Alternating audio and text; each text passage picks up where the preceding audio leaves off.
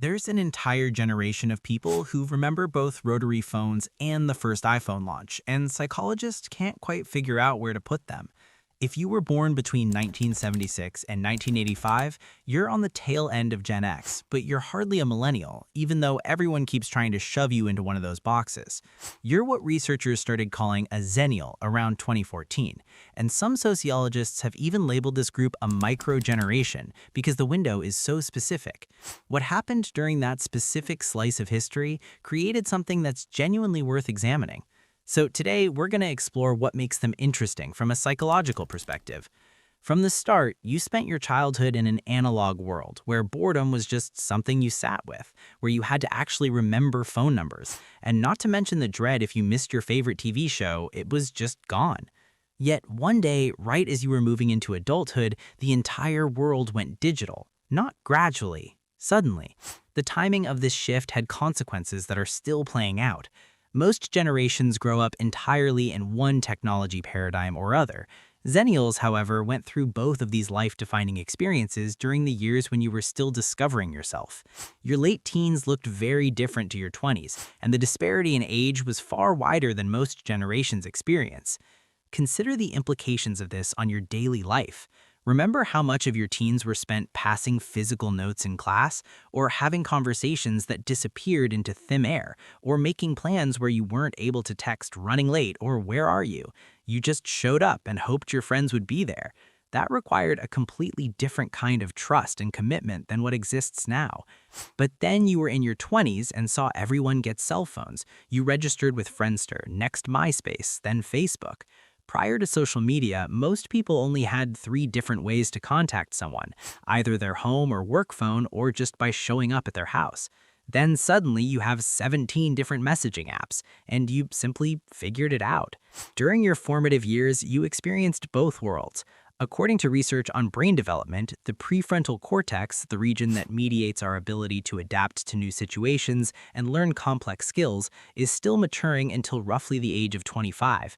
A study published in Nature Neuroscience found that this region matures well into the 20s. This means that Zennials were still in this high plasticity window when the technological landscape went through a complete overhaul.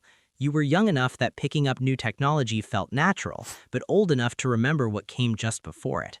Due to being adults when technology first appeared, Gen Xers can sometimes be a bit skeptical of technology. Millennials, particularly the younger ones, have no real memory of life without the internet. If you're a Zennial, though, you've experienced both things, which has created a kind of bilingualism that is pretty rare. You can have a face-to-face conversation without checking your phone every 30 seconds, but you also don't get anxious about learning new software. You remember what it felt like to be genuinely unreachable for hours at a time, which is an experience a lot of younger people simply don't have. But you're also not intimidated by technology the way some older generations are. And this shows up in ways you might not even notice, like you probably have a different relationship with privacy than other generations. You grew up in a world where your embarrassing moments just faded into memory instead of living forever on social media. That 7th grade haircut, that breakup, that drunk night at a party, there's no photo evidence. It just exists in the stories people tell. This creates a fundamentally different relationship with your past. Your memories could evolve, could become stories, could change shape over time the way human memory naturally works. You weren't trapped by documentation. Research on autobiographical memory suggests that the way we store and recall personal experiences is actually quite fluid. Our brains are designed to edit memories, keep what matters, and let the rest fade. When everything is permanently documented and searchable, that natural process gets complicated in ways we're still trying to understand. But here's where things get messy.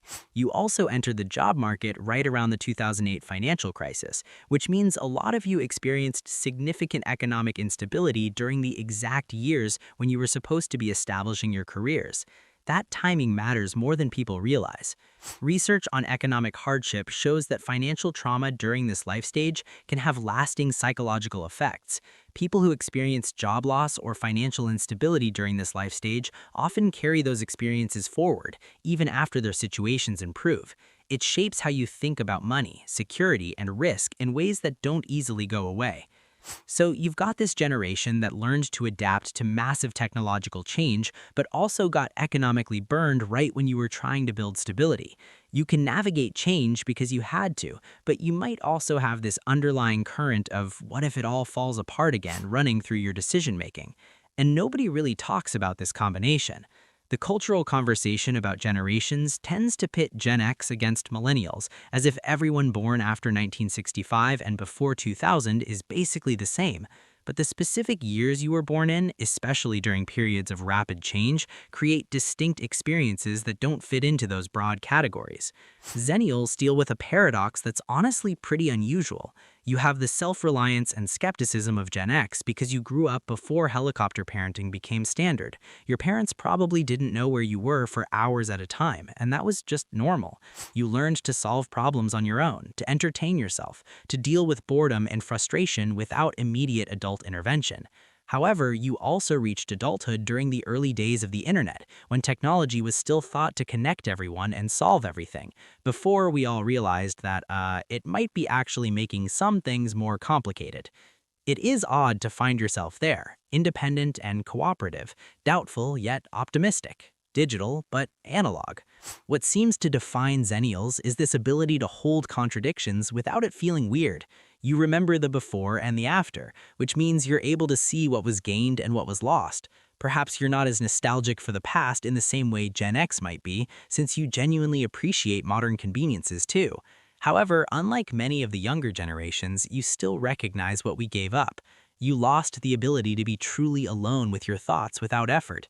You lost the patience that comes from waiting. You lost a certain kind of presence that existed when there wasn't always something else competing for your attention. But you gained connection, information, and possibilities your younger self couldn't have imagined. If you're a Zennial, you probably feel like you don't quite fit in anywhere. Too young for some things and too old for others, caught between two worlds. It's not a fault, that's actually the defining feature of your generation's experience. In a world that keeps changing faster than anyone can predict, having lived through one massive transition might be one of the most valuable things you could have learned. You've adapted to a transitional lifestyle. The environment in which you were raised doesn't necessarily have to be the one in which you live forever. The Zennial experience is worth knowing about because of that, more than anything. Not because you're special in some superior way, but because you lived through a specific moment in history that taught you something the rest of us are still trying to figure out: how to adapt without losing yourself in the process. If this resonated with you, I'd really appreciate you subscribing. And if you want to help me keep making content like this, consider becoming a channel member. Your support genuinely means a lot. I've got some other videos queued up that I think you'll connect with. Different topics, but the same kind of depth. I'll see you in the next one.